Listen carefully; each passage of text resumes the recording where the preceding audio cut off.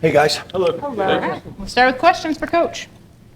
James, you said back in Indy that could follow up on those freshman receivers as you got through some practices. Any updated thoughts on those three?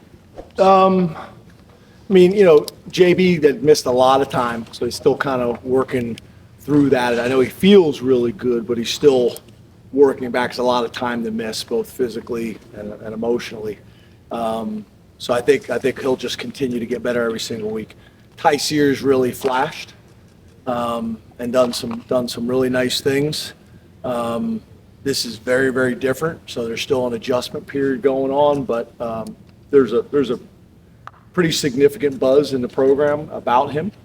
And then Peter's been kind of steady Eddie. Really smart, understands how to prepare. I think having a dad that played major college football and had some time in the NFL is taking a very mature approach, very smart, very consistent. So really pleased with all three of them. Ty Sears probably the guy that right now is the closest to maybe helping us. If I could follow, you said he flashed. Is there anything specific what does that look like when a guy flashes? Yeah, it's not one thing. I mean, it's route running, it's being competitive, it's his confidence with his hands and catching the ball. It's his ability to retain information. It's like he's just doing enough good things that you think he'll have a chance. But it's not like it's one specific thing that's standing out. James, have you seen KJ Winston grow from year 2 to year 3? Yeah, he's a man. He really is. He's so mature. He really knows how to practice, how to prepare. He's totally locked in, totally focused. Football is really important to him. I mean, I don't have enough adjectives for him. You look at him physically, he's beautiful. He's got a great relationship with the coaches, and he's kind of an extension from the coaching staff. I could go on and on and on. I think he's going to have a big year for us. And I think he's got a very, very special, bright future. James, what were you hoping to get done through the first week and a half or 7 practices, I guess it is, going into these preseason drills, and how do you think you've accomplished what you wanted to do, or are there areas where you haven't quite gotten there? Yeah, I think the biggest thing, right, is when you do have some turnover on the staff, especially at the coordinator positions, you don't want to feel that. You don't want to feel that way. And under the old rules, it was almost impossible to not feel that way. And under the new rules, with what we're able to do in the summer and the expanded coaching staffs, we really could get a lot done. So it doesn't feel that way.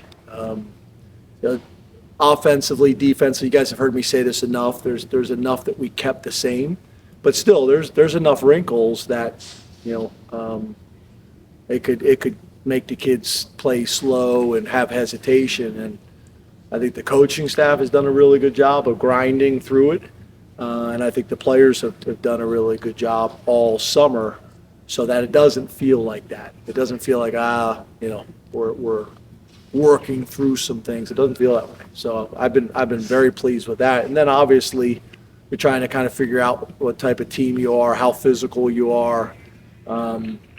I think you guys have heard me say this as well, like the rule changes. There's not as much tackling anymore. So how do you get enough tackling that you got a chance to be good at it, but not too much that you put yourself at risk? It's always kind of the fine line and the struggle. But it's been a physical camp. And I've been pleased so far with what's going on. What does right tackle look like right now through the first week or so? Yeah, Donka and Rucci are in a battle. Rucci is another guy. I don't want to use the same expression twice, but steady Eddie. He's and a lot of times with O linemen, if you don't notice him, it's a good thing. And he's just kind of doing his job and getting better. I think he's gotten comfortable with the weight that he's put on as well. And then finding that sweet spot of what the right weight is for him to play so that he's got a chance to block Abdul and also deny, which are two very different type of players. But he's doing really well, and I think you guys have all seen what Donka was able to do as a true freshman was pretty impressive. So that's been good. And then we also think JB Nelson can and will play right tackle for us as well. JB's kind of a Swiss Army knife. We think he could play right tackle, we think he can play both guards, and we think he can play left tackle as well. We're very pleased with JB. We think he's got a very, very bright future. So he'll factor in as well. James Cooper Cousins had a lot of momentum in the spring. How have you seen him carry that in fall camp? Yeah, I don't like to talk in ways that's going to create, crazy expectations, but I could not be more impressed with him really from the beginning. He was as low maintenance and highly rated recruit I've ever been associated with him. We offered him. They walked around the corner of the building, they walked back, said, "We're coming." And it was over. That was it. And that was early. I think you guys remember, it was committed 2 years early. No issues, no wavering. Family so appreciative. Awesome. Shows up on campus. He is competitive. A lot of guys say they want to play as true freshmen, but they're not willing to do necessarily what it takes. And the guy is either in class or in the building and asking a ton of questions. He's super aggressive.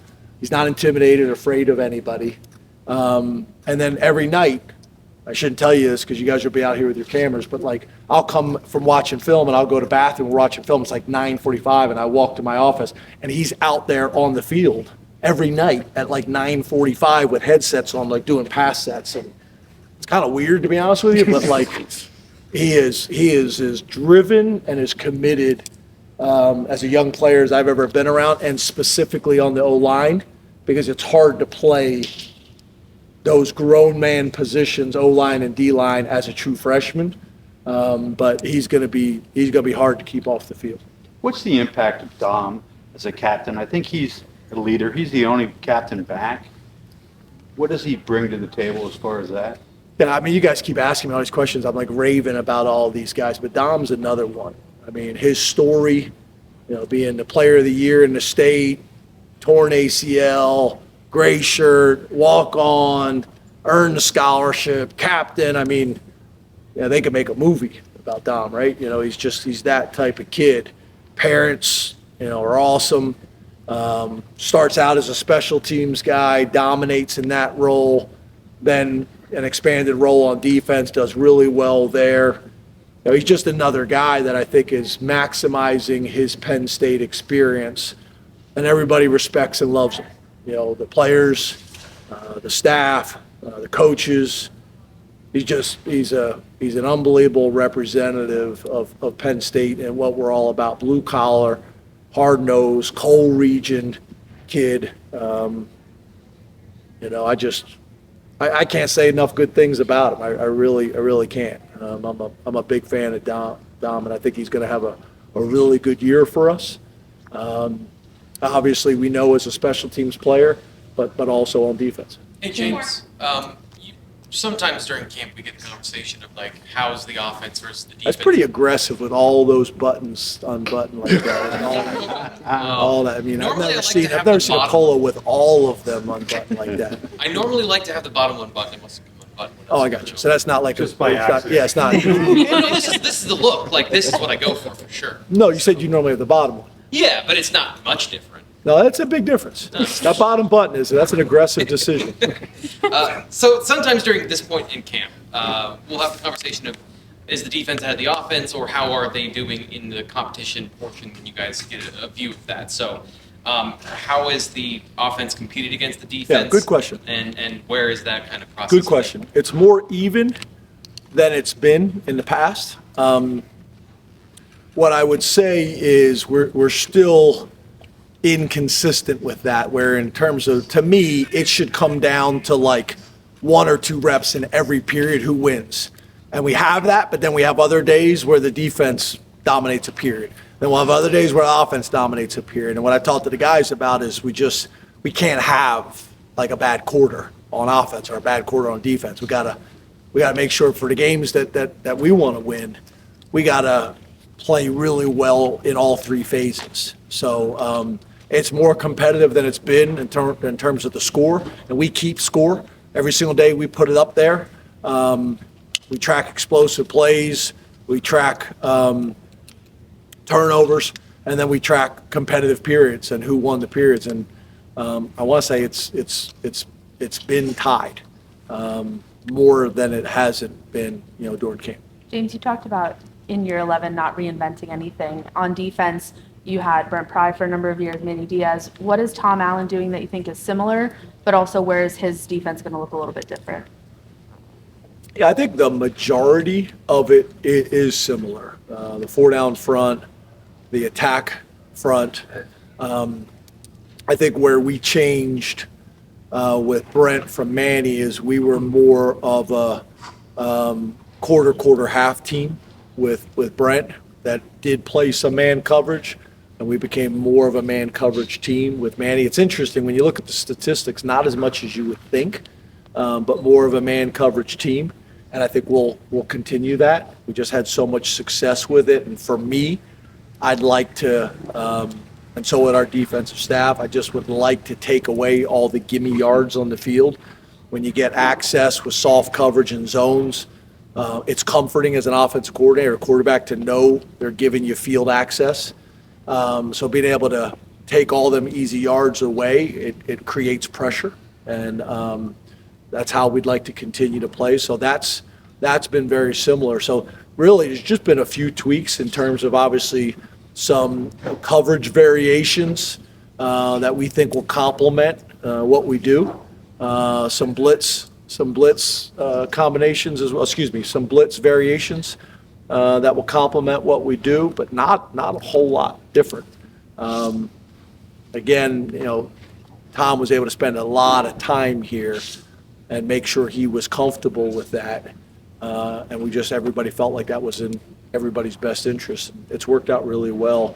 And then having, again, you remember different coordinators, but the staffs change, and that's usually not the case. Usually when a coordinator comes in, he wants to bring people, but I'm really loyal to those guys, and they've done a good job. They've earned that loyalty, and I think Tom and both Andy have seen the type of staff that we have here, and it's worked out really well.